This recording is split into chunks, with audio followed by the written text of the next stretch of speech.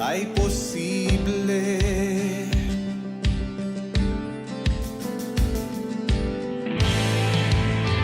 Kaya't sa'yo ako'y mananalig. Ikaw ang Diyos ng langit at lupa. Ikaw ang Diyos na makapangyarihan. Lahat posible sa nananalig. Walang mahirap sa iyo. Lahat ng laban ay kakayanin kasama kita. Kasama kita.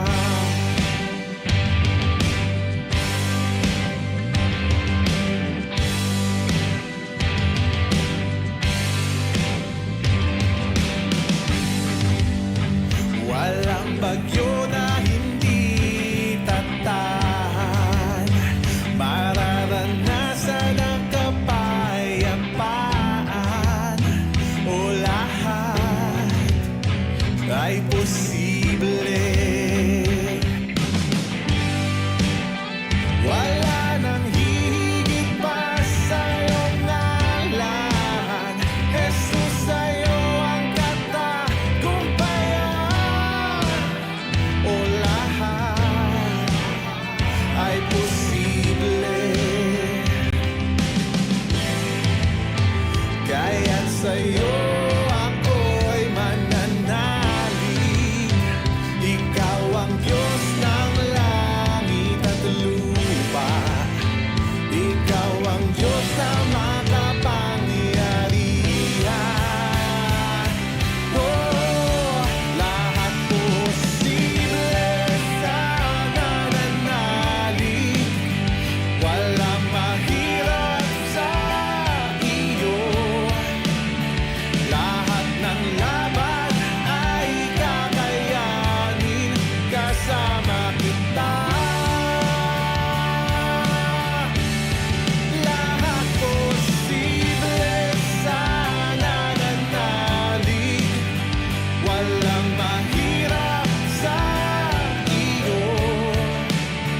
Lahat ng laban ay kakayanin kasama kita. Kasama kita.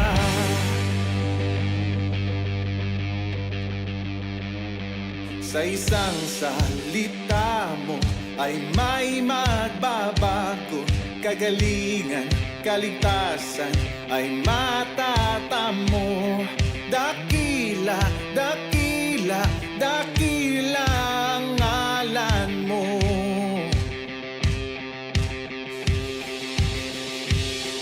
Sa isang salita mo ay may magbabago. Kagalingan, kaligtasan ay matatamo. Dakila, dakila, dakila ang ngalan mo.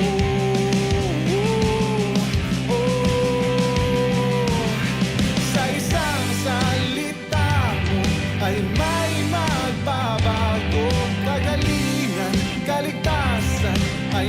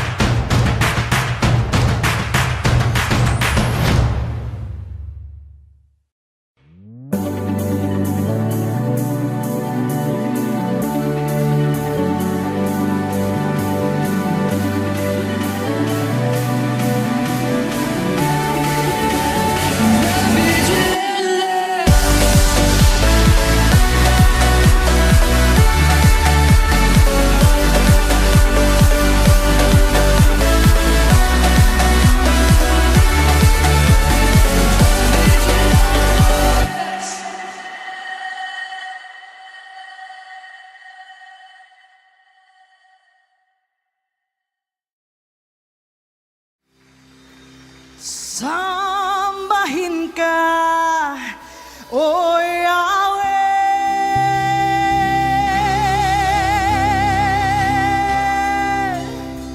Diyos ng langit at lupa.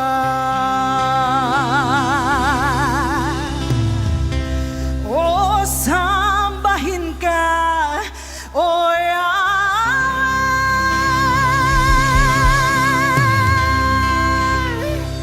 Ikaw ang Diyos na dakila. Hey! Come on, church!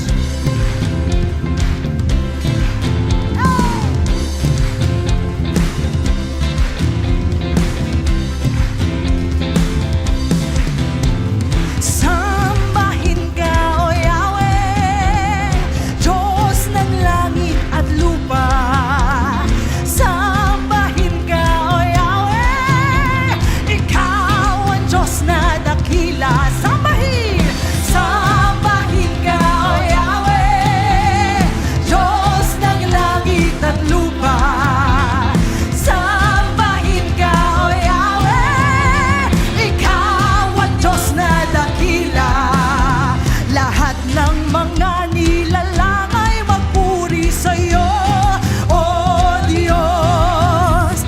Walang hihigit sa pangalan ng Panginoong Jesus. Sa awitan, sa sigawan,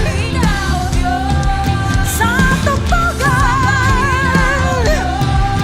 sa sayawan, sambahin ka, Yahweh. Sambahin ka, O Yahweh, yes, Diyos ng langit at lupa.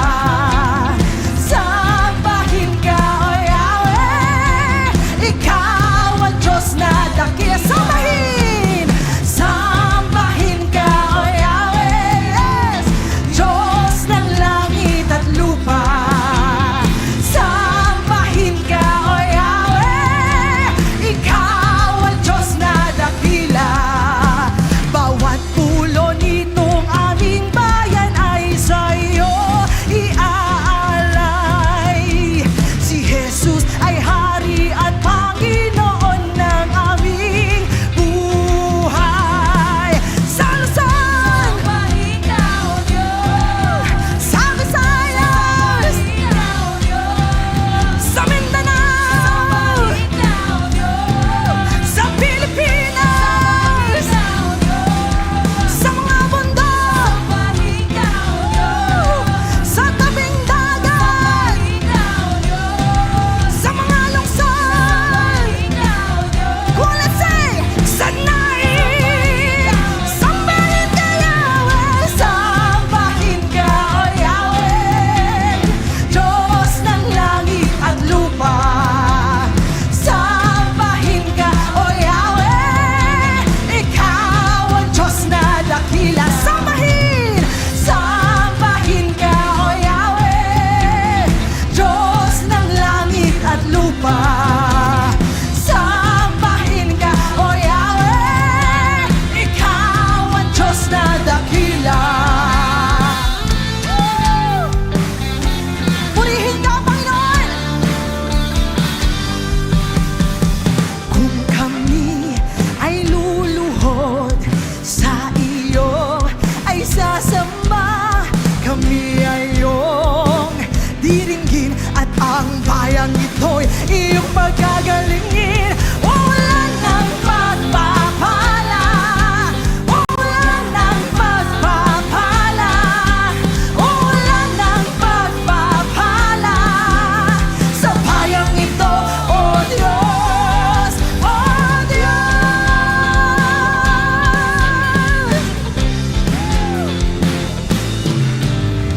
Kami ngayon'y nagkakaisa upang sumambat, pasalamatan ka. Iisang puso't iisang layunin sa bayang ito, ikaw ay purihin. Wala nang pagpapala, yes!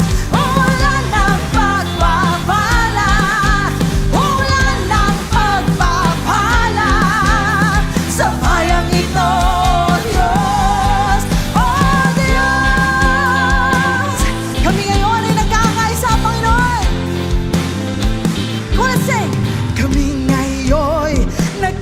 isa upang sumambat, pasalamatan ka.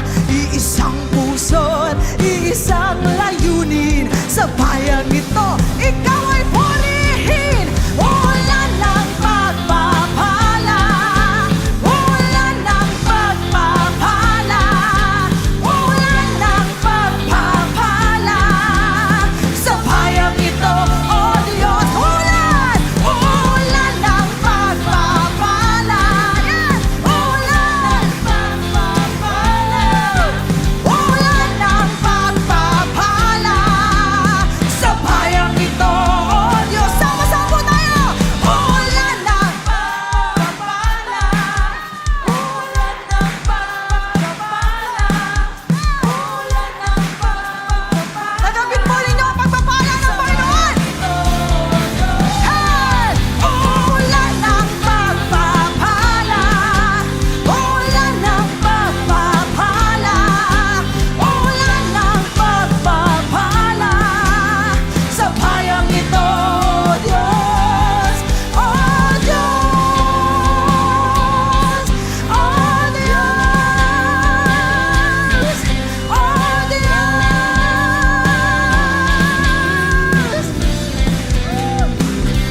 Yes! Papurihin ka, Panginoon! Lahat ng papuri ay tanging sa'yo, O Diyos. Patuloy ka namin niluluwalhati, sinasamba.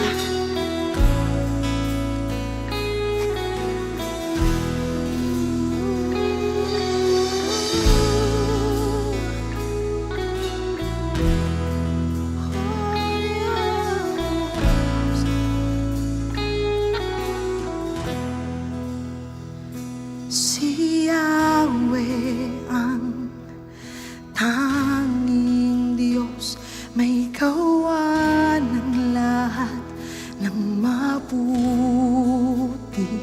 Ang lahat ng nilikha mo'y sumasamba sa iyo. Ang aming bayan, pinupuri ka, itinataas, dinadakila. Ang aming puso ay isang umawit sa iyo. Mapalad ang bayan na iyong ibinukod, mapalad ang bansang sa'yo lamang sumusunod. Maghari ka't manahan sa aming pagpupuri, ikaw lang, O Diyos.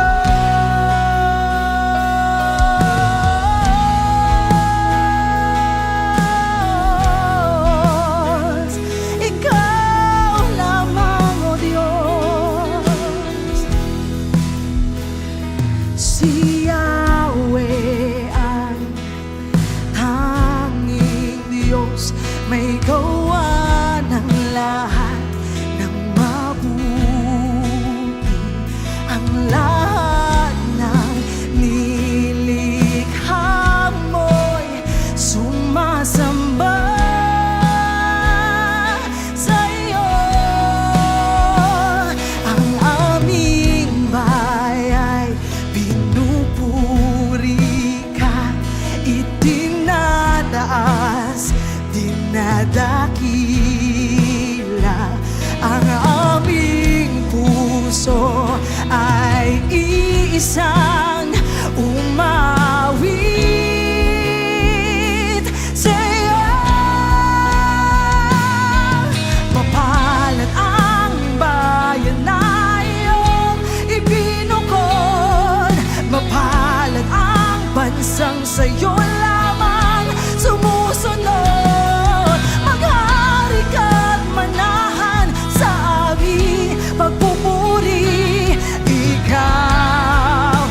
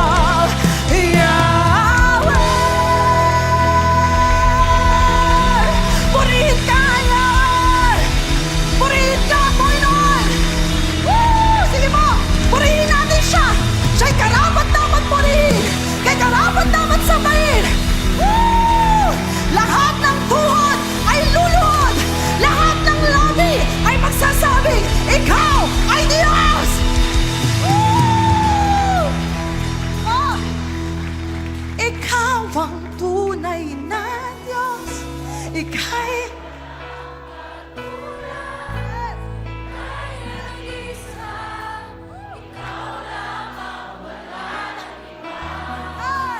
sa'yo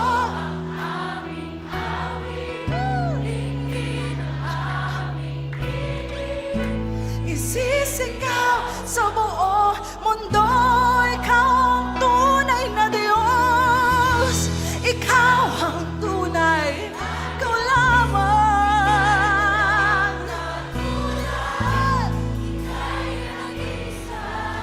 Ikaw lamang. Sa'yo ang aming awit, tingin ng aming tinig, isisigaw sa buong mundo ang kadakilaan mo.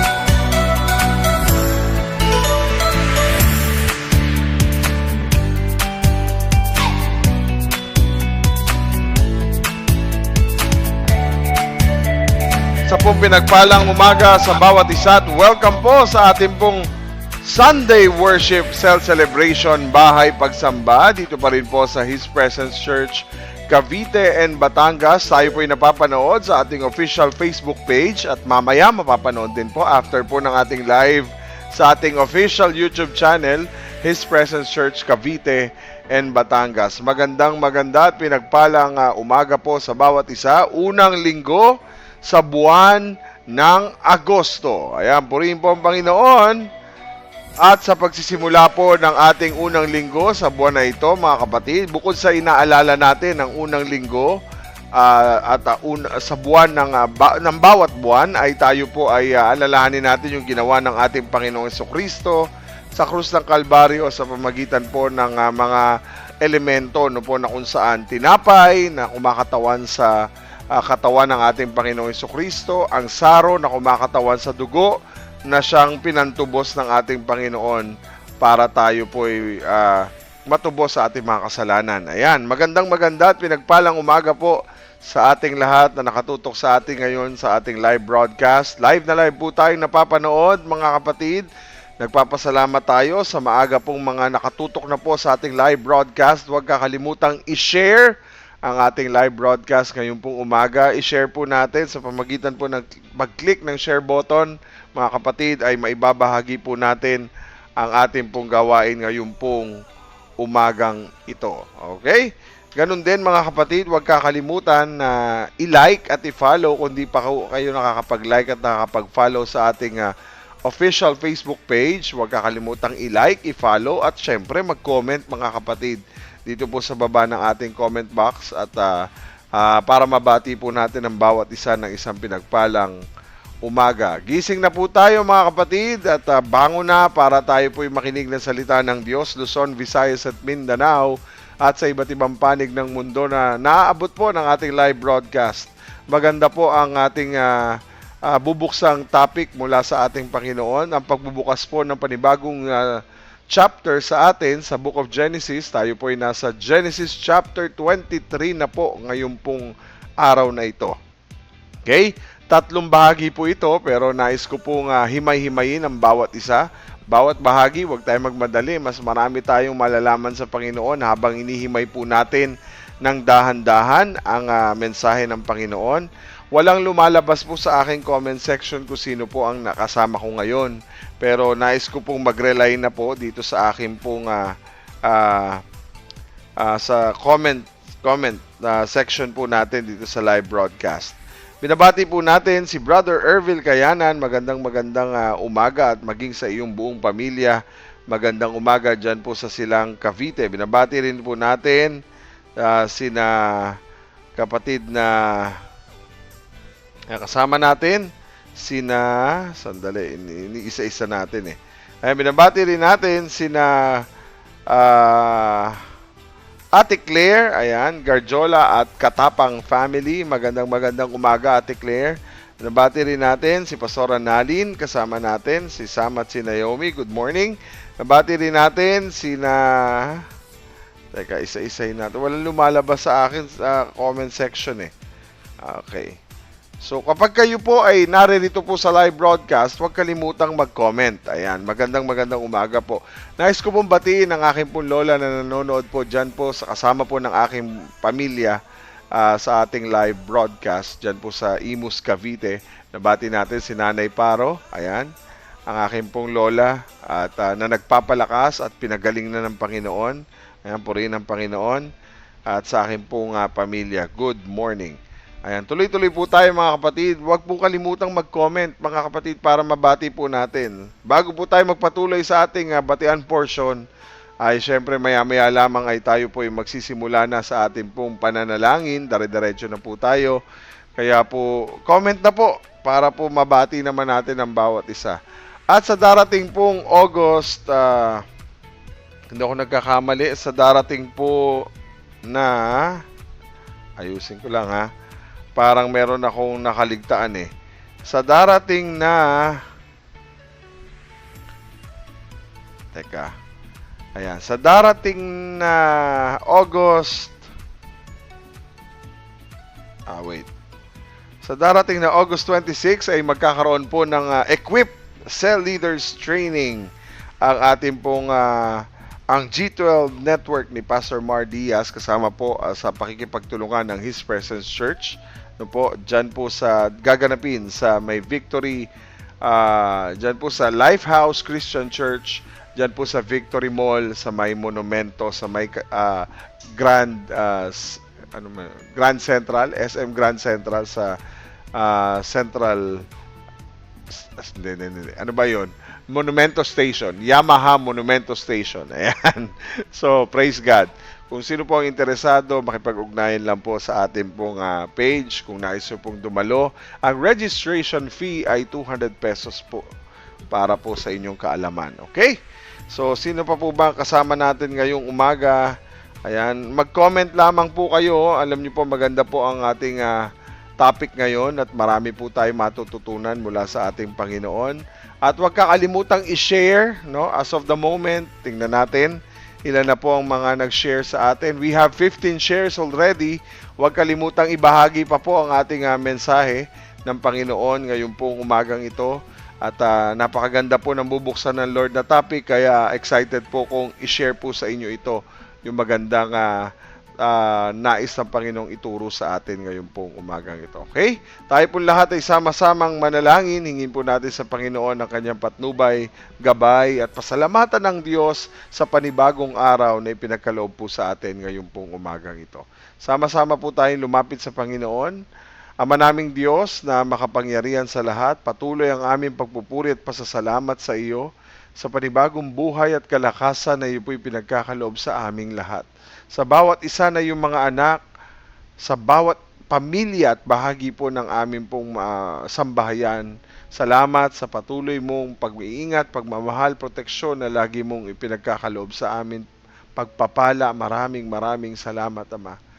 Dakila ka, O Diyos, aming tinataas ang iyong pangalan, o sinasamba namin si Yahweh na aming Diyos na dakila, Diyos ng langit at lupa. Kaya Lord, nagpapasalamat kami o Diyos dahil lagi at sa araw-araw po ay pinagkakalooban mo kami ng pagkakataong mapaglingkuran ka, pagkakataong sambahin ka, pagkakataong magkaisa para paglingkuran ka o Diyos at sundin ang iyo pong kalooban at ang iyong mga salita. Maraming salamat o Diyos, patuloy amin pong dinadalangin ang iyong pagkilos sa aming buhay ngayon pong araw na ito. Samahan mo kami sa aming pagsamba sa iyo, sa araw ng pamamahinga, sa araw mo o Diyos, sa araw ng pagsamba, ang pinabanal mong araw, Panginoon, na kung saan ang bawat isa sa iyong mga anak ay sama-samang nagbibigay ng oras, panahon at pagdakila sa buhay na Diyos. Maraming salamat. Bigyan mo kami, Panginoon, ng pusong nagpapasiyasat sa iyong harapan, O Diyos, sa lahat ng uri ng kasalanan, isip, salita at gawa. Patawarin mo kami, O Diyos, sa mga kasalanang sinasadya at hindi sinasadya. Panginoon, may mga kasalanang lihim o hayag. Lord, ikaw pong nakakaalam nito sa aming mga puso. Kaya kami, Lord, ay lubos na nagpapakumbaba, humihingi ng tunay na pagsisisi at humihingi ng lubos na pagpapatawad. Linisin mo kami ng iyong banal na dugo, O Diyos, sa pamagitan ng dugo ni Kristo Jesus na nabayubay sa krus ng Kalbaryo. Maging patuloy, Lord, na ang pagpapatawad ay aming maranasan at tulungan mo kami na huwag manatili ang kasalanang ito sa aming buhay. Bagkus, Lord, talikuran at mabago mo sa tulong mo, O Diyos, sa iyong kalakasan, sa iyong katagumpayan, Panginoong Kristo, ay kami ay makabangon, makatayo at makapanindigan laban sa anumang uri ng kasalanan. Maraming salamat, Lord, sa umagang ito. Excited kami sa karunungan na ipagkakaloob mo, our dear Holy Spirit. Excited kami sa kaalaman, sa kaunawaan, sa aming dakilang guro, ang aming tagagabay patungo sa katotohanan ng iyong pong mga salita. Alam namin, Lord, na marami kang ihahayag sa amin. Kaya, Lord, bigyan mo kami ng pusong uhaw na uhaw sa iyong presensya. At sa aming kauhawan, Lord, matanggap namin ang pagpapala at yaman ng iyong mga salita. Magbunga po ito ng kagalingan, ng inspirasyon, ng panibagong kaisipan, panibagong paniniwala at mas matibay na pagtitiwala at pananampalataya sa iyo, Panginoon, sa pamagitan po ng pakikinig ng iyong mga salita. Lord, salamat dahil muli ay pinagkalooban mo kami ng panibagong buwan na alam namin, Lord, na hindi biro ang mga pinagdaanan namin sa loob ng isang buwan na nakalipas. Pero, Lord, excited kami sa papasok na buwan na ito dahil alam namin, Lord, hindi ito ghost month, kundi ito'y month na full of blessing will outpour sa aming mga pamilya, sa aming trabaho, negosyo, at maging sa iyong iglesia, Panginoon. Kaya, Lord, maraming salamat, and we declare blessing upon blessing this month of August, mula simula hanggang sa matapos ang buwan na ito at sa matapos ang taong ito, Lord. Papatunayan mo kung gaano kami dapat mamangha sa iyong gagawin sa aming mga buhay. Maraming salamat. We give you all the glory, honor, and praise in the name of our dear Lord Jesus Christ, our Savior and Lord, in Jesus Christ's name. Amen. Amen and amen. Magandang umaga po, mga kapatid, sa lahat ng mga kapatid natin na nanonood sa iba't ibang panig ng mundo. Magandang umaga, tanghali, gabi sa inyo. Salamat dahil hindi po kayo nakakalimot sa gawain ng Panginoon.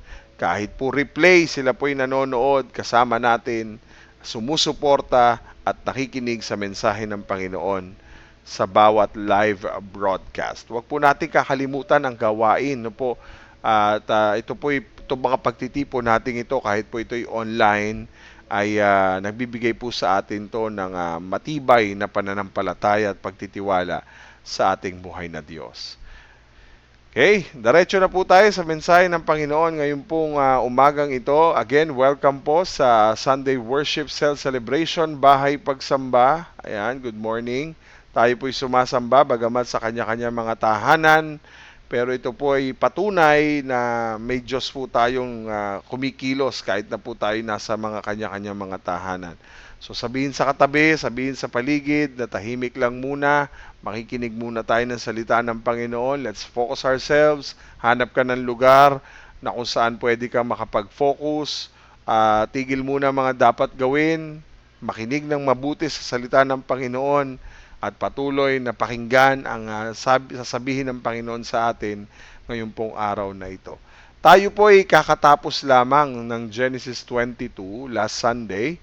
By the grace of God, tayo po ay papalapit na sa katapusan po ng ating series sa buhay ni Abraham at dadako po sa mga susunod pang mga talata ng Book of Genesis at marami pang exciting and blessing na message and uplifting ng ating faith ang mga matutuhayan po natin at mararanasan natin sa pagsaliksik at pag-aaral, pagbubulay ng salita ng Panginoon. Again, today is our first Sunday. Ihanda ang ating mga sarili. Marami pang pagdadaanan, pero alam natin na kung meron mang dapat tayong pasalamatan ay walang iba kundi ang ating Panginoon.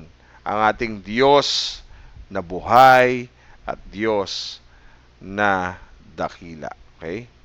So, magandang umaga, mga kapatid. Di pa tayo tapos, mga kapatid, hindi pa tayo tapos. Okay? Marami pa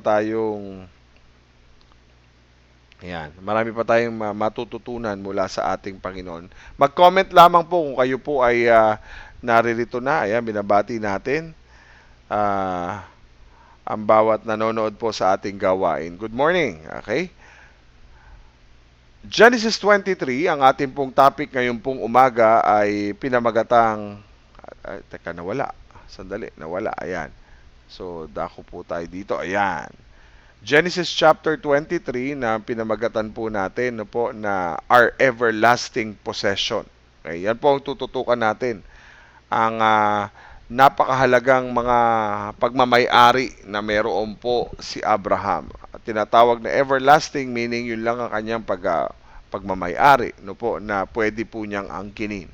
Okay? So, tayo po ay nananalangin syempre na sa ating buhay na kasi sa araw-araw, parang yung July, napakabilis lang ng dumaan. At maraming araw sa buhay natin na napakabilis, lumilipas lang, napakabilis na para bang ang dating ay, sa iba ay ordinaryo lang ang dumaang Hulyo.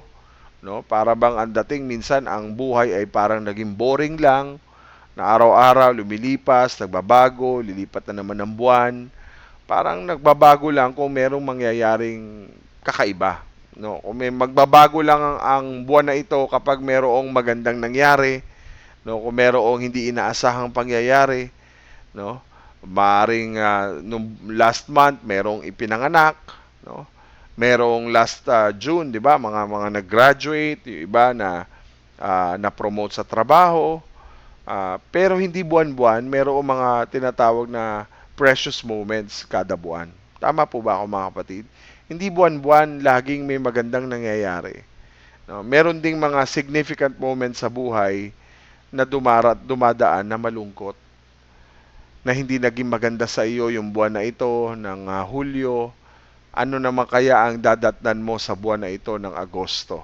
So, alam ko na marami kang tanong sa Panginoon, marami kang iniisip, Maaring last month na ospital ka, last month merong itong first 7 months ng taong ito ay maaari may na ospital na kapamilya, meron pong mga kapatid natin sa Panginoon na na-ospital, meron pong mga nagkasakit. So, minsan magugulat pa tayo, may nagugulat tayo. Last month, meron tayo nabalitaan. Kung halimbawa, may na-ICU pa, meron pang mga dinanas na hindi maganda. Alam niyo po, syempre, wala nang pinakamas mabigat na pwedeng dumating pa sa sa buhay ng isang tao, kundi yung kamatayan. Ang pinakamabigat po sigurong sandali ng ating buhay ay meron tayong mahal sa buhay na mawala at pumanaw. So, saka lang natin nare-realize na pangit yung August pangit yung July sa akin kasi ganito ang nangyari. So, kapag naalala natin yung mga tragic incident, mga tragic moment this month or last month or last 7 months ay hindi naging maganda ang 2024 sa iyong buhay. Nagtatanong ka na bakit hindi sinagot ng Panginoon ang mga panalangin natin? Akala ko ba, Lord, all things work together for good?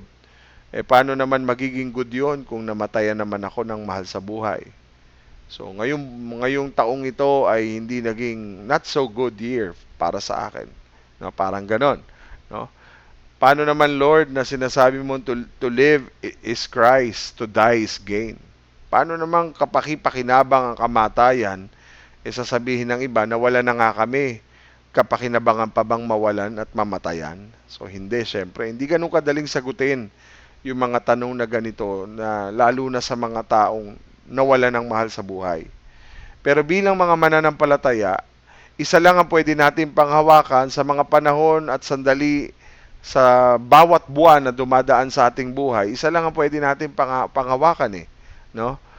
That we always keep on trusting and keep on trusting and keep on trusting to God sa anuman ang nangyayari. In any situation ng buhay natin, wala tayong pwedeng pagkatiwalaan, wala tayong pwedeng panghawakan, wala tayong pwedeng kapitan, kundi ang ating Panginoon lamang.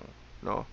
Kahit doon sa pinaka-boring at sandali ng iyong buhay, hanggang doon sa pinakamasaklap na pangyayari sa iyong buhay, wala tayong pwedeng panghawakan, kundi magtiwala, maniwala, kumapit sa ating Panginoon.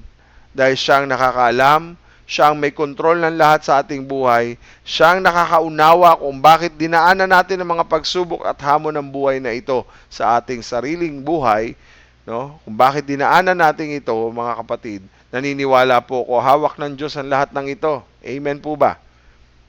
At lahat ng nangyayari sa ating buhay ay gagamitin ng Diyos. Maganda o pangit, gagamitin niya ng Diyos para isakatuparan ang magandang plano ng Diyos sa ating buhay. Hindi man natin lubos na makita na kasama natin ng Diyos, hindi mo man lang makita na buhay na parang sa mga pinagdadaanan mo ay nandiyan ba at buhay ba talaga ang Diyos?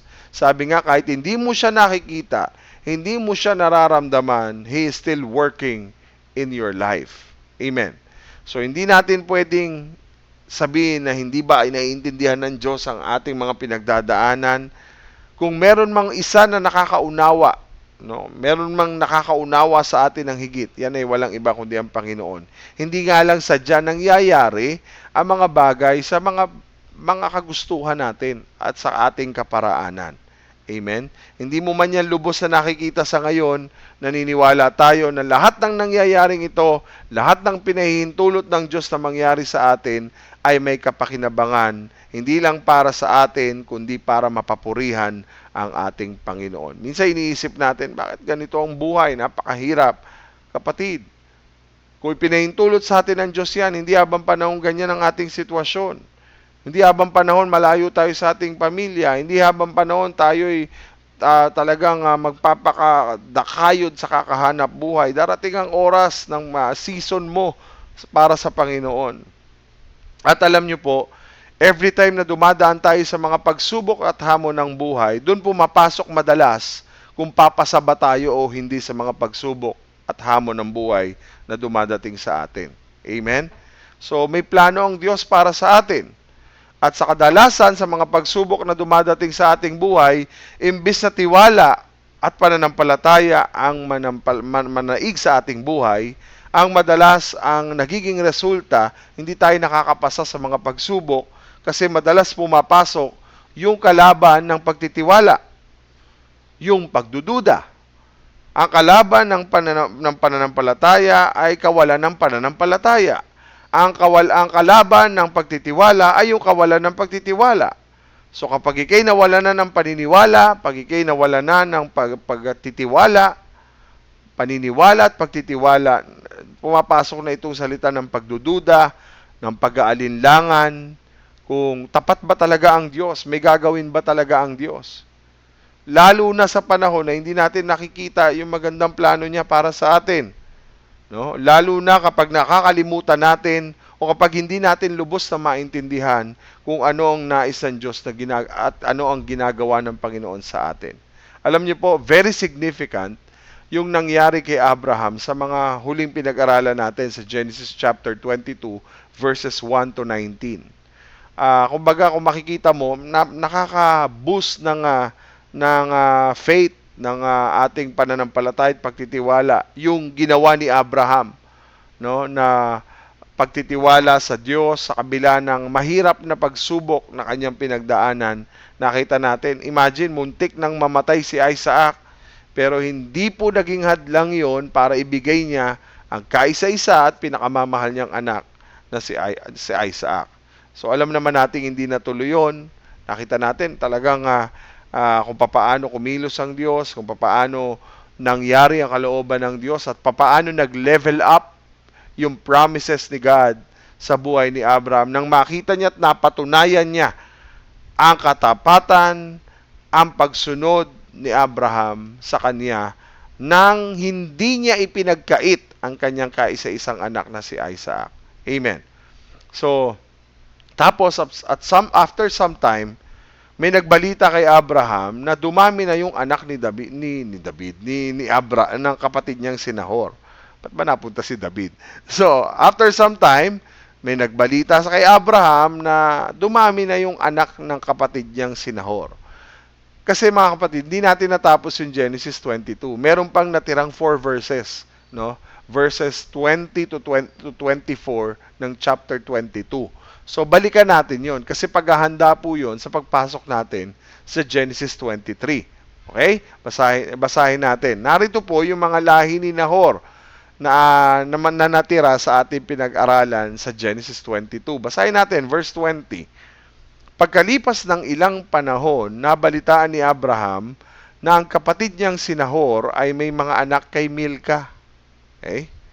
So verse 21, si Uz ang panganay, sumunod sina Bus, Kemuel, ang ama ni Aram, 22 si Kesed, Hazo, Pildas, Jidlaf, at Betuel. Verse 23, silang 8 ay may mga anak, ang mga anak ni Nahor kay Milka. Si Betuel ang ama ni Rebeka. Sa verse 24, may mga anak din si Nahor sa isa pa niyang asawa na si Ruma. Sila'y sina Teba, Gaham, Tahas, at Maaka. So maraming binanggit na pangalang ito, mga kapatid. Nakakaiba mga pangalan. Imagine, Ruma. Rayuma lang yan sa atin, no? Pero Ruma yan. Si Teba, si Gaham, si Tahas, Maaka. Balikan natin mga pangalan, no? Si Betuel, ang ama ni Rebeka. Si Kesed, no? Si Hazo, si Pildas, si Jidlaf, Betuel, si Bus, si Kemuel, si Uz. Yan, yung mga pangalan na yan, mga kapatid. Yung mga binanggit na pangalan, mga kapatid, dito sa Genesis 22, 20 to 24, yung mga nabanggit na pangalan na yan ay maraming binanggit, mga kapatid, sa pangalan dito. Pero ang pinaka-significant, no, sa Genesis na story ay sa mga binanggit na pangalan ay walang iba kundi ang pangalang si Betuel. Balikan natin si Betuel. Ayan. No. Galing kay Nahor. Ang pinaka-significant sa kanilang lahat, pag binasa niyo yung 20 to 24, ay ang pangalang Betuel na anak ni Nahor. Okay? So, si Betuel, yan po ay anak ni Nahor na naging tatay ni Rebeka na siyang mapapangasawa ng anak ni Abraham na si Isaac. Bakit si Betuel? So, naging tatay siya ni Rebeka na kung saan mapapangasawa siya ni Isaac. Inuulit ko lang po na makikita natin sa story sa Genesis 24 na kung saan ang mapapangasawa ni Isaac ay si Rebeka. Okay? So, may pinanganak din, may pinapanganak. Nakita niyo po, ang daming lahi. May mga ipinapanganak. Meron din siyempreng namamatay. So, sa tuwing maraming lahi, meron ding dumarating na meron ding namamatay. Alam niyo po, ang kamatayan ay normal na nangyayari sa bawat araw. Sa bawat 2 segundo ng paggalaw ng ating pong orasan, ay meron pong namamatay. Merong namamatay na isang tao at marami po sa buong mundo na kung saan normal na nangyayari na may nabubuhay. Bawat 2 segundo may nabubuhay at bawat 2 segundo ay may namamatay. May pinapanganak at meron ding namamatay. Ganun talagang klase ng ating buhay. Normal na nangyayari yan sa araw-araw at hindi na tayo dapat mabigla kapag mayroon pong namamatay dahil alam natin ay normal po itong mangyayari at mangyayari po ito sa ating mga buhay. Amen po ba? Tama po ba? May oras ng kapanganakan at may oras din ng kamatayan. No? But kahit na sabihin nating may oras ng kamatayan, hindi po madaling tanggapin kapag kamatayan na ang pinag-uusapan. Lalo na kapag ang nawawala at namamatay ay yung mga mahal natin sa buhay. Yung malapit sa ating puso, yung namatay. Tulad sa Genesis 23, mga kapatid, si Sarah, na asawa ni Abraham, ito po ang concern sa Genesis 23. No? Dito po sa Genesis 23, si Sarah na asawa ni Abraham ang namatay. Natatakot po tayo kapag nararamdaman nating baka malapit na tayong mamatay. No? Ayan, marami kasing tao takot pag pinag-uusapan ng kamatayan. Hindi sila komportable kapag pinag-uusapan ang kamatayan. Okay? So, balikan natin to. Itong ating teksto. Okay, yung chapter na ito na atin pong tatalakayin. Sa Genesis 25, kapag kayo po ay, pag dumako na tayo sa Genesis 25, dito na po yung katapusan ng buhay ni Abraham. Si Abraham naman ang namatay. So, Genesis 23, si Sarah ang namatay. Genesis 25, si Abraham naman ang namatay. So, itong huling tatlong stories natin ay sort of transitional sa pagpapatuloy ng katuparan ng pangako ng Diyos sa susunod na henerasyon, which is si Isaac. So hangga't hindi namamatay si Abraham, hanggang doon lang muna yung pangako, no?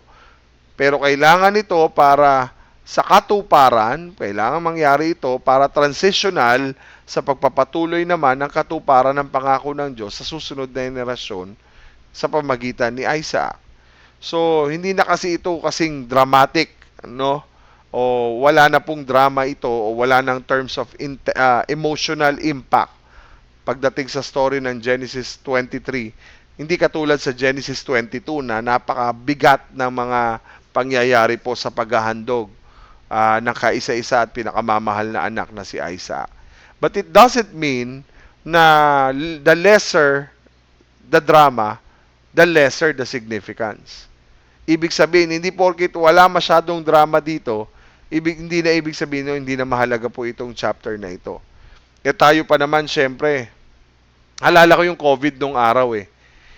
Hindi mo, parang ang dating sa iyo, kapag sila'y nagre-report ng mga namatay sa ospital, pag may nalaman ka na ganito na pala, libo-libo na ang namatay noong araw sa COVID. Naalala niyo po yun, 5 years ago? So kung isipin mo, libo-libong namatay sa COVID, tapos babalita sa TV na halos wala nang mapuntahan sa ospital dahil nga sa dami nang naapektuhan ng COVID nung araw. Pero alam nyo po, hindi ka apektado kasi hindi mo pa nararamdaman eh. Pero kapag meron lang na isa na namatay sa kasama mo sa bahay, kasama mo sa church, hindi na lang basta statistics yun. Hindi lang basta biro yun. Alam mong totoo na may COVID. Kasi mismo na mga mahal mo sa buhay nakaranas. No? Isa sa mga malapit sa buhay mo namatay dahil sa COVID. So paano nagiging significant sa atin ang kamatayan ni Sarah? Hindi naman natin siya kaano-ano. Paano naman magkakaroon ng relasyon sa akin to? Tagal-tagal na nito, pastor. Move on na tayo. Matagal lang nangyari yan.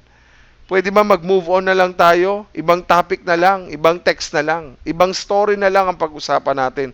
Wag na yung bakit ba kailangan daanan natin yung kamatayan ni Sarah? Alam niyo po mga kapatid, yun ang problema natin sa pagbabasa ng Biblia. Namimili lang tayo ng mga bagay na tingin natin mahalaga. Hindi natin nakikita na may mga bagay palang mahalaga sa mga punto at oras sa sandaling ito, kahit na ito'y kamatayan ang pinag-uusapan. Hindi natin nakikita ang significance sa buhay natin kung hindi natin titingnan ng mabuti ang mga bagay na ito. So, una, titingnan natin yung structure. No? Ano ba ang structure ng Genesis 23? Sa unang dalawang mga talata, pag-uusapan po natin ay tungkol sa kamatayan ni Sarah. Ang huling dalawang verses na pag-uusapan natin ay tungkol naman sa paglilibing kay Sarah. Okay? Doon naman sa kabuuan, pinakalaman ng storya ng Genesis chapter 23 ay tungkol sa pakikipagtransaksyon ni Abraham sa pagbili ng lupa na paglilibingan ng labi ng kanyang asawa na si Sarah. So hindi po talaga tungkol sa kamatayan ni Sarah, although syempre sobrang significant kay Abraham ng pinakamamahal niyang asawang si Sarah ay namatay. So ang tunay na halaga o significance ng story na ito ay hindi po tungkol sa kamatayan, kundi ito po'y tungkol sa lupa na binili ni Abraham. So okay, ano naman ang significance sa lupa? Bakit naman, ano ba ang kahalagahan nito at ano bang mapapalaan natin dito, Pastor, patungkol sa lupa? Yan po yung ating paglalaanan ng oras. So ano naman ang theological purpose ng story na ito ni hindi nga binanggit ng Diyos, hindi nga binanggit ang Diyos sa Genesis 23 sa storyang ito. Wala ang Diyos dito. Walang pangungusap, walang salita, except siguro tinawag siyang Prince of God dito sa verse 6 na tinawag or designation kay Abraham. Pero sa ibang sali naman, Mighty Prince ang tawag. Pero wala siyang sinabi. Walang ginawa ang Diyos, walang sinabi ang Diyos. At least on the surface of the story, wala kang makikitang Diyos sa loob ng Genesis 23. No? So, para lang ba ito dumaan? Hindi po. So, samahan niyo po ako na bigyang pansin, no? Kung anong nangyari sa eksenang ito in the light of God's promises kay Abraham at anong koneksyon nito sa kabuuan ng kasaysayan ng pagliligtas ng Diyos sa atin o tinatawag na redemptive history. No? Ano po ang magiging halaga nito sa pagkukulminate ng Lord pagdating ni Kristo? So ito po'y paghahanda sa pagdating ng ating Messiah, no? Ang ating Panginoong Jesucristo. So pag-uusapan po natin ngayong umaga ang unang bahagi ng Genesis 23, 2 verses po na kung saan ang pag-uusapan natin ay ang kamatayan ni Sarah. Sa verse 1 ng Genesis 23, binigyan tayo ng idea kung hanggang ilang taon nabuhay si Sarah. So sabi po dito, malinaw na sinabi sa verse 1 ng Genesis 23 na nabuhay si Sarah ng 127 years. No? Alam niyo po, yung 127 years, ito po yung bungad ng eksena ng Genesis 23. Summary ng buhay ni Sarah. Nabuhay si Sarah ng 127 taon. No? Sa sementeryo, makikita mo yung araw ng kapanganakan at araw ng kamatayan. Dalawa lang yan eh. Makikita mo sa bawat lapida, no? Araw ng pagkabuhay, ang araw ng kamatayan. So, yung pagkabuhay ni Sarah ng almost 127 years ay mahaba-haba rin yan sa panahon natin. No? Kung isipin natin, sino ba ang gusto sa inyong tumagal ng ganyang edad? 127 years. At least, meron kang 100,000 mula sa gobyerno kapag umabot ka, kahit man lang nga 100 taon eh. No? Sabi nga, ang pinakamatagal na atang nabuhay sa mundo, kung di ako nagkakamali, 108. No po? So sa 108 ngayon, ang ginawa ng gobyerno sa atin, hinati-hati, 80, kung di ako nagkakamali, 80, 90, 100. Hinati yung 100,000. No? Alam niyo po, bagamat may 100,000 kang matatanggap kapag inabot mo yung 100 years, no? Pero parang sa tagal ng 127 years na mabubuhay ka, siguro ang hirap-hirap na, no? Totoo namang mahaba ang buhay, no? Ang mahabang buhay ay regalo ng Panginoon sa atin. Hindi naman birong umabot ka ng 127 years old sa buhay mo. Sabi nga ng Bible, balikan natin yung sabi ng balikan natin yung asan ba yan? Wala eh. 'Di ba? Wala dito. Sabi ng Bible, 'di ba, sa Psalms 90 verse 10, pero ngayon, sabi nga 70 to 80 years. Bihira lang ang umaabot ng 80 anyos ngayong panahon na ito. Sa hirap ng buhay natin ngayon, parang ayaw na nating mas humaba pa ang buhay natin eh. Mapalad ka na kung umabot ka ng 70 or 80 years old, bonus na ni Lord sa iyo yan. Regalo talaga ng Panginoon sa atin yan. At kapag umabot tayo sa panahong yon, mga kapatid, ay we will praise God and give thanks to the Lord dahil hindi lahat umabot sa ganyan. Lalo na sa panahon natin ngayon na mga bata pa lang namamatay na, bata pa lang na meron nang nangyayaring hindi magandang karamdaman. Alam niyo po, sa buhay natin ito, sandali lang naman talaga. Balikan natin yung verse 2. Namatay si Sarah sa Kiryat Arba na tinawag ding Hebron sa lupain ng Kanaan. Labis ang paghinagpis ni Abraham sa pagkamatay ni Sarah. Alam niyo po mga kapatid, no? Sandali lang talaga ang buhay. Yung buhay natin, sabi sa Santiago, hindi natin alam kung anong mangyayari sa atin bukas, sapagkat ang buhay ay parang hamog na lilitaw ng sandali at mawawala pagkatapos. Sandali lang ang buhay, mga kapatid. Hindi natin alam anong mangyayari bukas. Hindi natin alam kung itong August na ito ay tayo mabubuhay pa o hindi na. Kaya pinaliwanag sa atin sa Bible na ang buhay natin ay parang hamog lang, na sandaling lilitaw, pagkatapos mawawala. Maraming taon ang pinagsamahan at pinagdaanan ng mag-asawang Abraham at Sarah. At sa puntong ito, mga kapatid, balikan natin yung sinabi sa verse 2, na labis ang paghihinagpis ni Abraham sa pagkamatay ni Sarah. Maraming sakit, maraming luha ang pinagdaanan nilang dalawa. Maraming mga pinagdaanang hindi maganda. Mahaba ang kanilang naging journey sa paghihintay sa pagtupad ng Diyos ng kanyang pangako bago sila magkaanak ni Sarah at si Abraham. Mahaba yung kanilang naging journey. Ilan sa mga paghihirap nila ay maaari mang konsekwensya ng sarili nilang kasalanan, katulad ni Hagar, katulad ni Ishmael.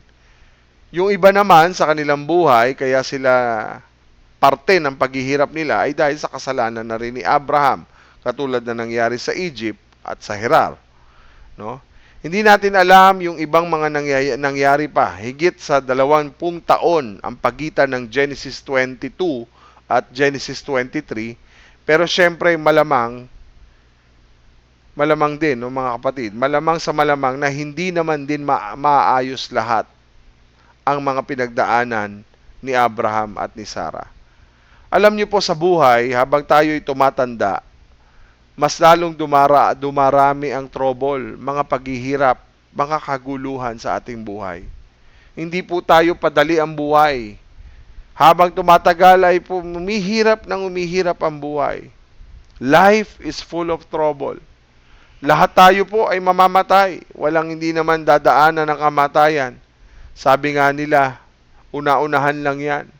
Sabi ng Bible, may nauuna na nauhuli at may nauhuli na nauuna. Sa verse 2, namatay si Sarah. Sa verse 1, nabuhay si Sarah ng 127. At pagdating ng verse 2, namatay siya.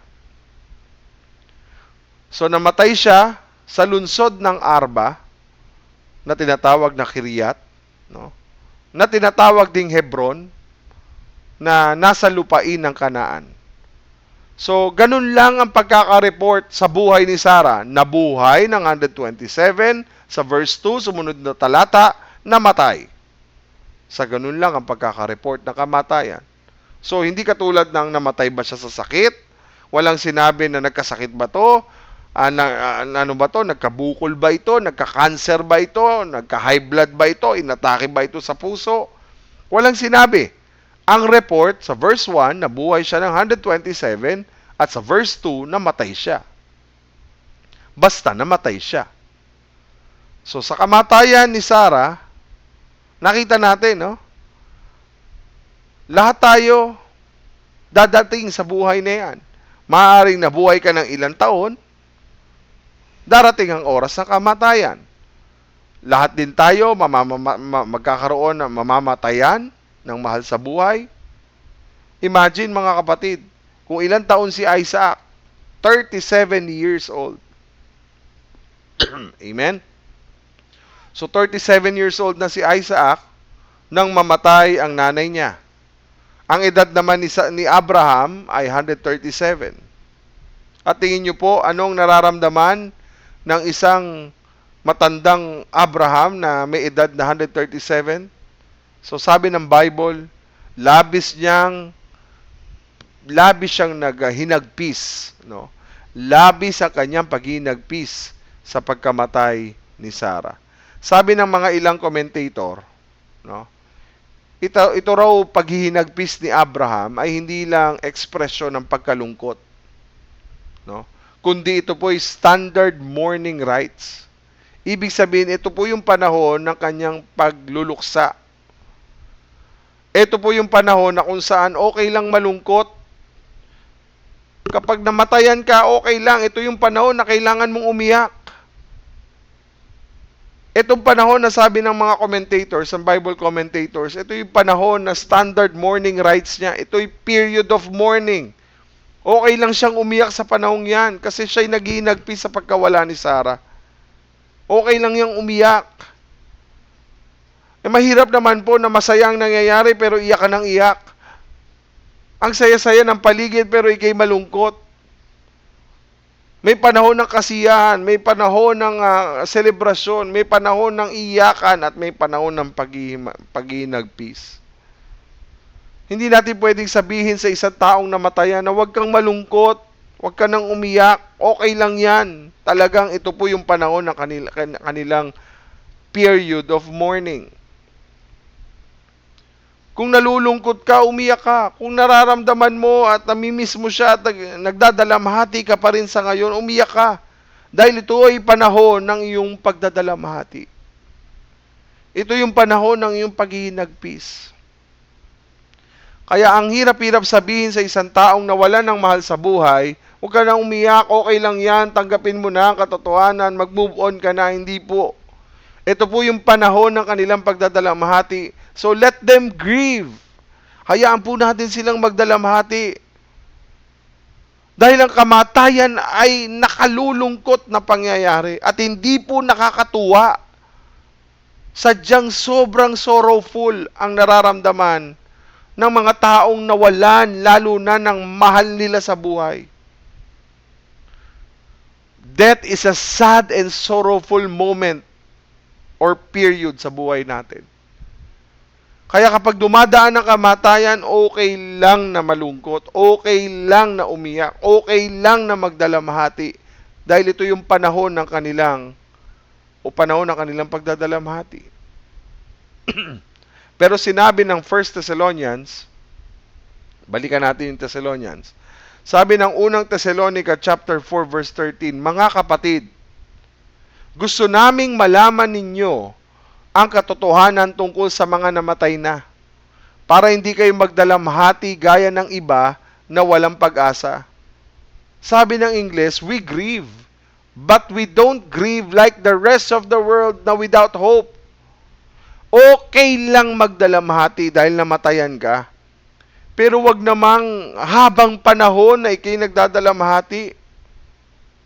We grieve, but we don't grieve like the rest of the world na without hope na. Wala na tayong pag-asa. Hanggat buhay ka, may pag-asa ka.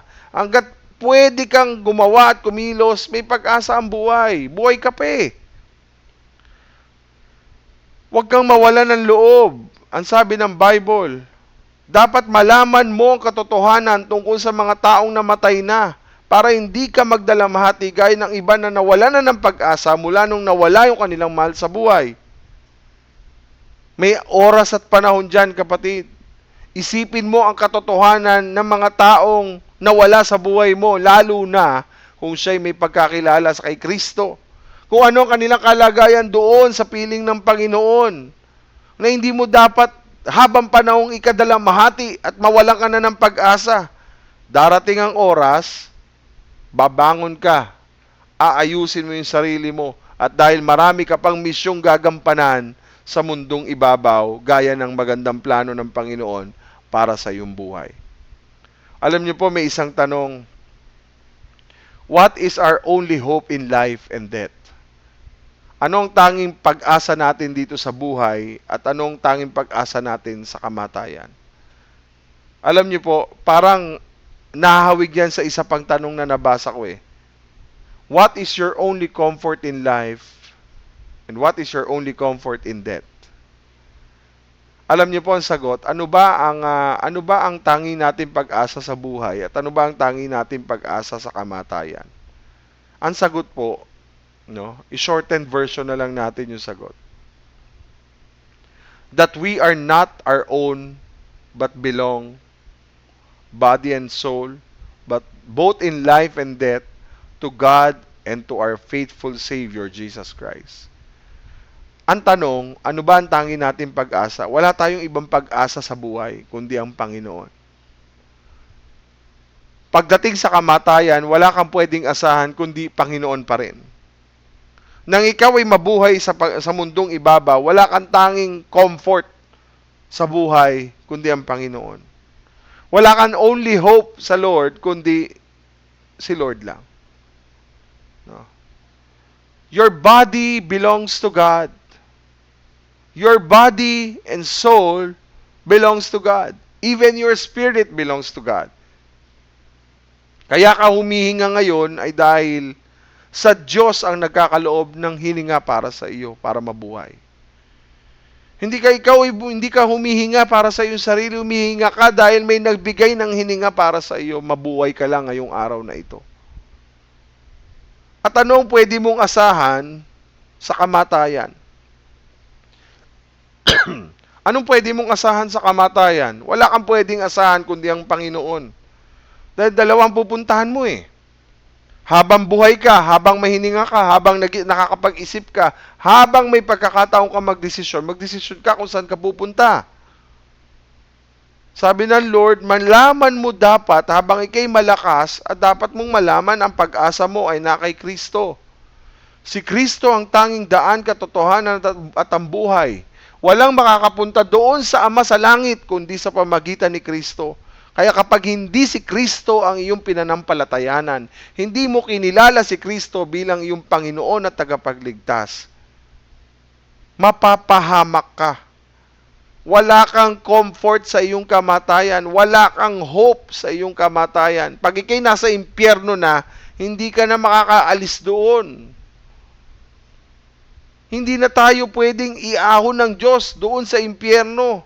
Dahil yun ay parusa sa mga taong hindi kinilala si Kristo sa kanyang buhay. Nung siya'y nabubuhay pa. So what is our only hope in this life? What is our only hope pag tayo namatay? When we die? Only God is the real answer sa ating buhay. Maging sa ating kamatayan. Anong tangi mong pag-asa sa buhay? At anong pwede mong asahan sa kamatayan? Insurance mo? St. Peter mo? Ataol mo? Lupa mo? Kung ano man ang mga bagay na meron sa'yo? Lahat yan iiwanan mo. Dumating ka sa mundong hubad, aalis ka sa mundong hubad. Ang sagot, hindi natin pagmamay-ari ang lahat ng bagay sa ating buhay. May hindi mo nga kayang ariin ang iyong katawan. May hindi mo nga kayang ariin ang iyong sariling kaluluwa. Even yung buhay mo, kahit yung kamatayan mo, lahat ito ay dahil kay Kristo. Dahil ito'y sa Diyos, sa ating tagapagligtas na si Jesucristo. Kahit ilibing pang kasama mo ang lahat ng alahas mo, lahat ng titulo mo, lahat ng pera mo, isang araw madadatnan ng ibang tao at mahuhukay yan. Sasabihin nila, hindi na pakinabangan ng taong ito.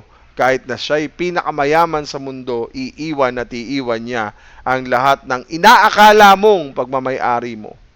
Kaya wala tayong atin sa mundong ibabaw. Lahat ay sa Diyos.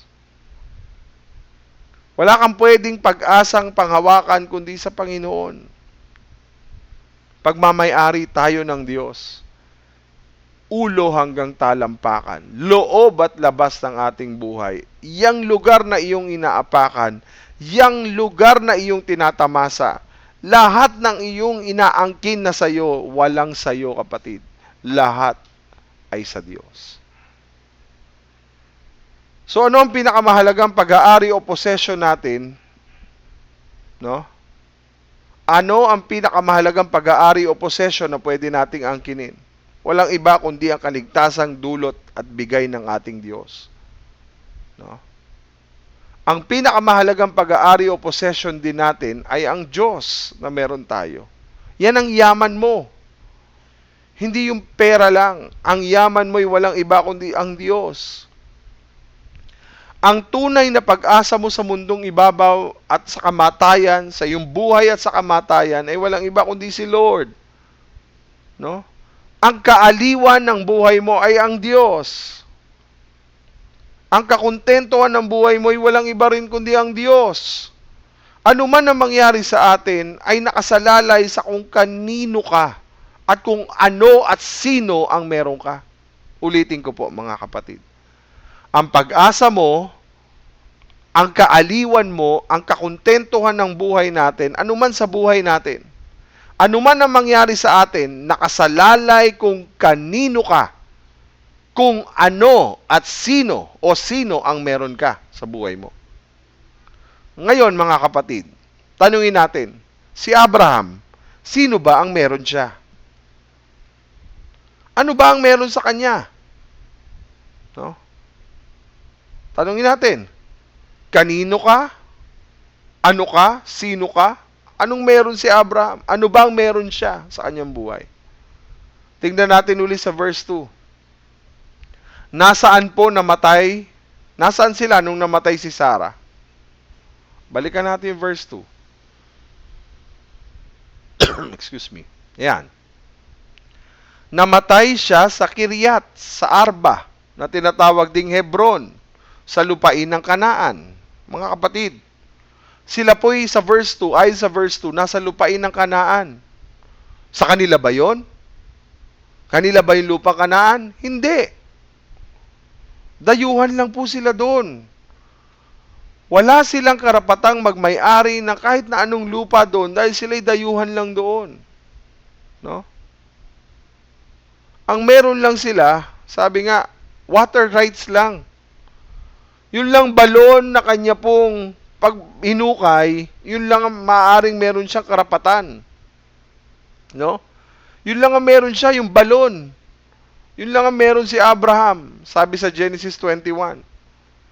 Kasi yun yung pinagkasundo niya kay Abimelech, di ba? Pero hindi ba't ipinangako ng Diyos sa kanya na mapapasa kanya ang lupain ng Kanaan? Hindi lang ng lupain, buong lupain ng Kanaan. Alam niyo po, napakalaki nun, tama?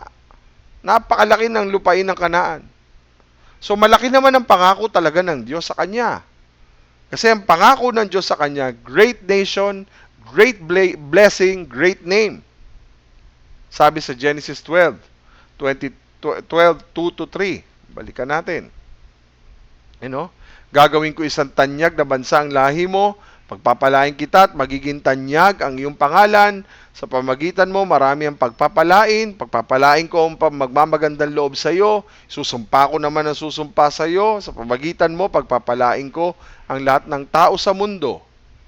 So, mga kapatid, kasama sa sinasabi ng Panginoon, pag tumalong ka sa verse 7, pagkatapos nagpakita ang Panginoon kay Abraham at sinabi sa kanya, ang lupain ito, ang buong lupain ng Kanaan, ay ibibigay ko sa mga lahi mo. Kaya gumawa ng altar si Abraham para sa Panginoon. So ayun, more than 60 years na sila sa Kanaan, pero wala pa rin si Abraham ni isang sariling lupain sa pinangakong lupain ng Panginoon, ng Diyos sa kanya. So sila pa rin ay nakikitira. So dayuhan pa rin sila sa sarili nilang lupa na ipagkakalob at pinangako ng Diyos sa kanila. So sila po ay nakikitira pa lang. Sa atin ngayon, kapag ganun, makakarinig ka sa ibang tao o sa asawa mo na pag tayo nakikitira pa rin hanggang ngayon. Sasabihin sa atin ng asawa natin, baka mamaya sabihin sa atin ng mga in-laws natin, hanggang kailan kayo mangungupahan? Wala pa rin kayo sariling lupa't bahay. Bakit? May pinangako ba sa iyo ang Diyos na magkakaroon ka ng sariling lupa? Kahit na sabihin mong name it, claim it, nako, May name it, claim it ka pa dyan. Kapag hindi naman ipinangako sa iyo ng Diyos, wag mong angkinin. Amen? Hanggang sa mamatay si Sarah, wala pa ring lupa si Abraham. Pero, anong meron sila? Gaya ng tanong natin, ano ba ang meron kay Abraham? Ano ba ang meron kay Abraham? Una, wala siyang lupa, wala siyang may pagmamalaki, dayuhan lang sila doon sa lupain ng Kanaan. Wala siyang kahit na anong pagmamayari. Pero ano ang meron si Abraham? Kayo po ang sumagot. Ano po ang meron si Abraham at si Sarah? Ang meron si Abraham, ang tanging meron na lang si Abraham at si Sarah, ang sagot, ang Diyos nasa kanila. Kasama nila ang Diyos. Pangako ng Diyos ang kanilang pinangahawakan. Nasa kanila rin ang pananampalataya na tutuparin ng Diyos ang mga pangako niya. Ang kamatayan pala ni Sarah, ang gagamitin ng Diyos para simulan ang katuparan ng pangako niya na lupa para sa lahi ni Abraham. So kung hindi pa namatay si Sarah, hindi maisasakatuparan ang pangako ng Diyos, ang pangako na magkakalupa at magmamayari ng lupa ang lahi ni Abraham. Tandaan niyo po mga kapatid, anong meron ka sa mga oras sa sandaling ito? Anong tanging pag-asa na meron ka sa mga oras sa sandaling ito? Anong bagay ang pinangahawakan mo sa buhay sa mga oras sa sandaling ito? Anong mga bagay na pwede mong panghawakan sa buhay na ito? Tiyak wala. Anong meron lang tayo? Yan ay ang ating Panginoon. Anong meron uli si Abraham? Meron silang Diyos. Ang Diyos ay nasa kanila. Ang hawak nila ay ang pangako ng Diyos sa kanilang buhay. Ano't ano man ang mangyayari, kasama nila ang Panginoon. Minsan hindi natin maintindihan anong kinalaman ng kamatayang ito. Hindi natin nakikita ng kamatayan pala ni Sarah ang gagamitin ng Diyos para masimulan ng katuparan ng pangako ng Diyos na magkakaroon ng lupa ang lahi ni Abraham. Minsan di natin maintindihan ng Panginoon, di natin maintindihan ang kanyang mga pag-iisip, ang kanyang mga plano. Pero isa lang ang napapatunayan natin hanggang sa simula hanggang sa dulo ng lahat ng ito. Pinangyari ng lahat ng Diyos ang lahat ng ito sa ating buhay dahil may maganda siyang plano para sa ating lahat. At naniniwala po ako anumang pagsubok at hamon na dumadating sa ating buhay, may tinuturo at may gagawin ng Diyos para tayo mabago. At may sinisimulan siya na katuparan sa kanyang mga ipinangako. Muli, makita natin ang tanong, anong meron ka sa iyong buhay? Sino, ano, at anong meron ka sa iyong buhay ngayon na pinangahawakan mo? Nawa, ang may pinakamahalagang pag-aari o possession na meron ka, yan ay walang iba kundi ang ating Diyos. Ang Diyos Ama, ang Diyos Anak, at ang Diyos Espiritu Santo.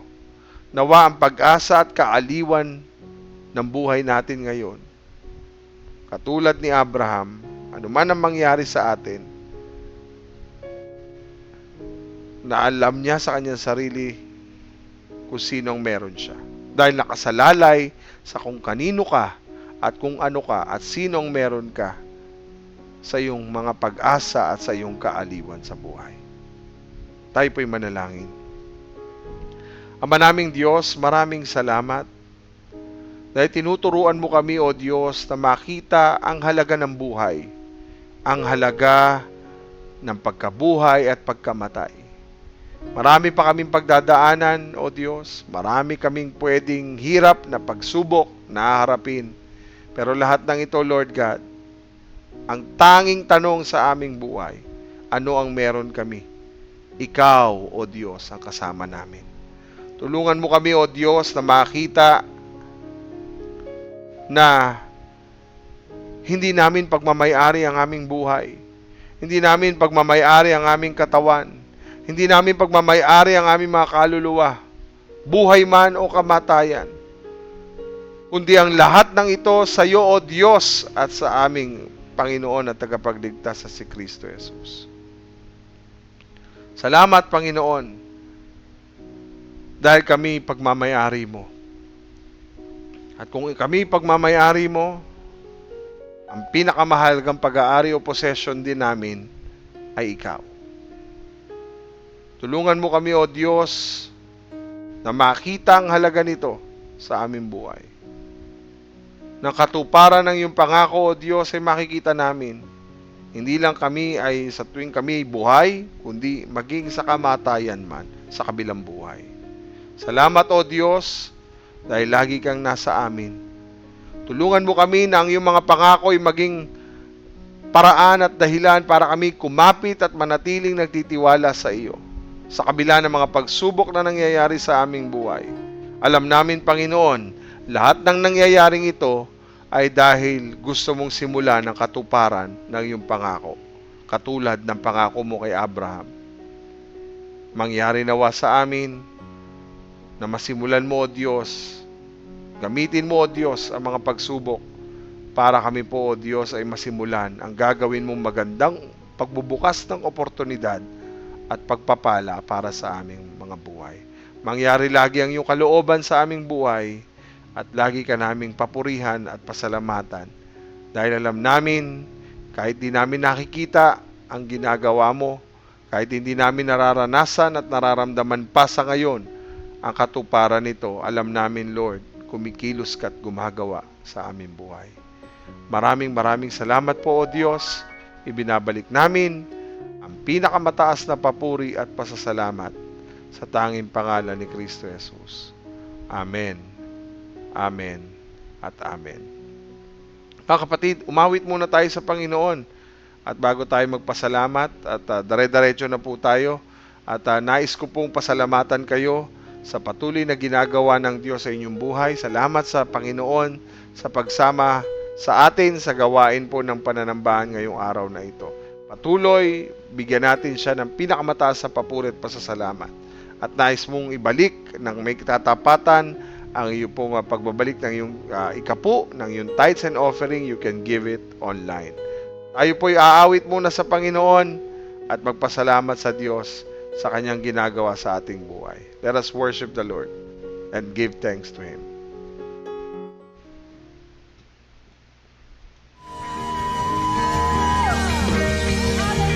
Lahat po ng papuri, pasasalamat, pagsamba, pagdakila, ay natin sa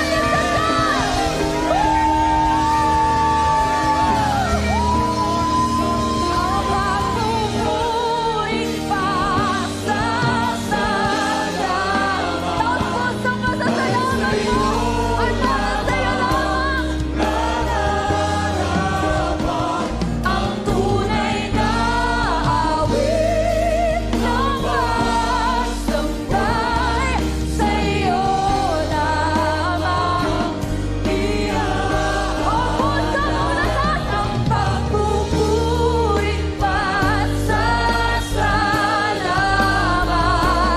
ay sa'yo lamang nararapat. Ang tunay na awit ng pagsambay sa'yo lamang iaalay. Jesus, napakabuti mo, O Diyos. Kay buti mo, Panginoon.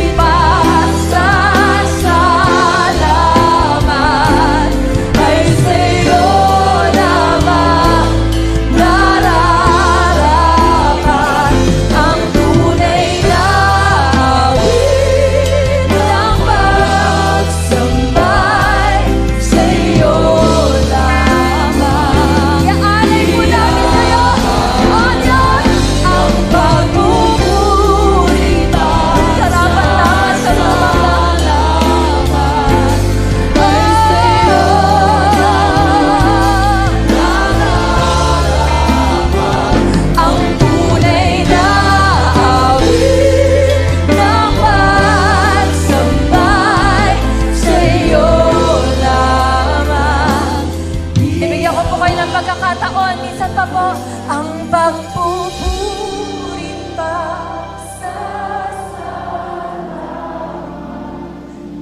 ay sa'yo, tanging sa'yo ang tunay na tanggapin po ninyo, Diyos, ang aming tunay na pagsamba sa'yo lamang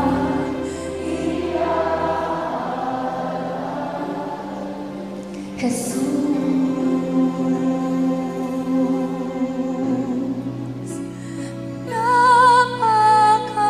napakabuti mo,